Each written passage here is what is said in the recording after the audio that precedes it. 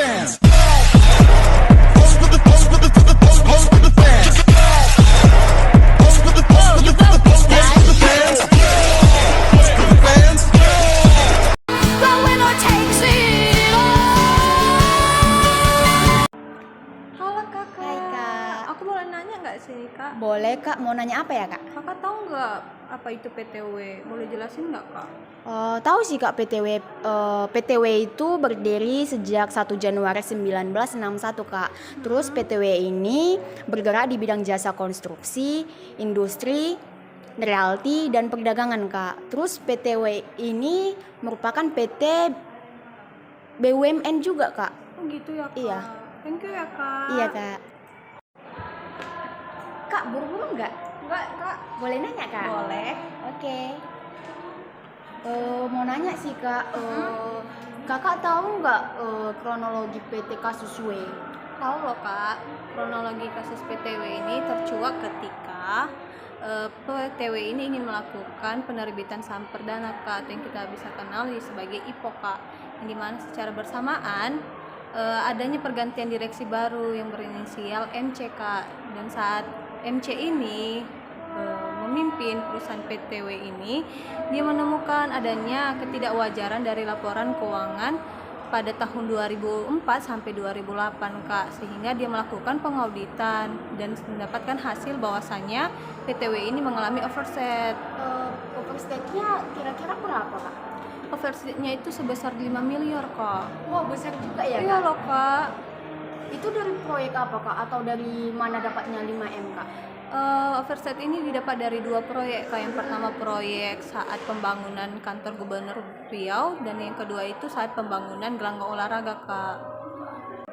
Terus kakak tahu nggak sih kak, pada tahun 2010 PTW ini hampir mengalami kebangkrutan, kemudian diambil alih oleh BPA. Mereka menyuntikkan dana sebesar 475 miliar. Pada tahun 2011 PTW ini mengalami peningkatan laba, dan sehingga pada tahun 2012 PTW ini diambil alih kembali oleh BPA. Halo kakak. Oh iya Kak, ada apa? Aku boleh nanya nggak sih kak? Oh boleh. Apa itu Kak? Pihak apa aja sih yang termasuk dalam kasus PTW itu kak? Oh itu ada 3 oknum loh Kak.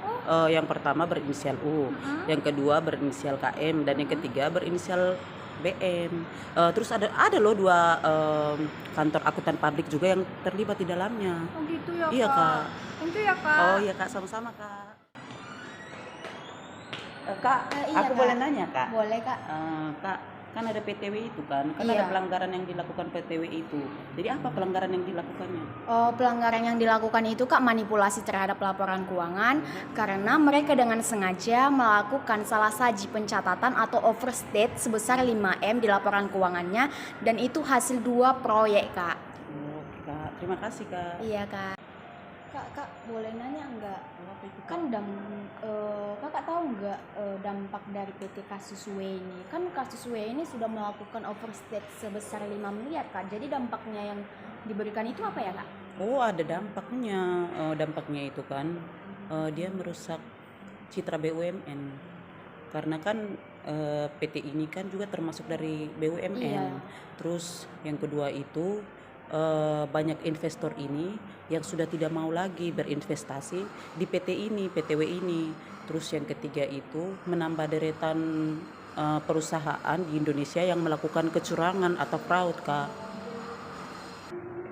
Kak, aku mau nanya Kak, Boleh. kan ada PTW itu, kan ada juga opini yang dikeluarkan. Apa itu opininya Kak? Untuk opini yang dikeluarkan dari kasus PTW itu berupa opini tanpa pengecualian kak, wajar tanpa pengecualian gitu.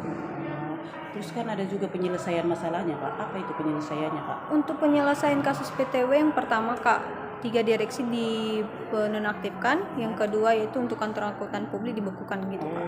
Oke Kak, terima kasih Oke. banyak. Halo kakak. Hai. Kakak, aku boleh nanya, Ya Kak. kira-kira rekomendasi apa sih yang dikeluarkan dari kasus PTW ini kak? Oh, rekomendasinya itu yang pertama pengendalian sistem internal yang kuat. Terus yang kedua, kita harus transparan dan akuntabilitas. Terus yang ketiga itu kita harus lebih mementingkan kepentingan publik daripada kepentingan pribadi Kak. Gitu ya kak? Iya Oke, Kak. Iya. Kesimpulan dan sarannya yaitu kesimpulan, manipulasi laporan keuangan adalah tindakan pidana yang merugikan orang lain dan dapat merusak citra perusahaan.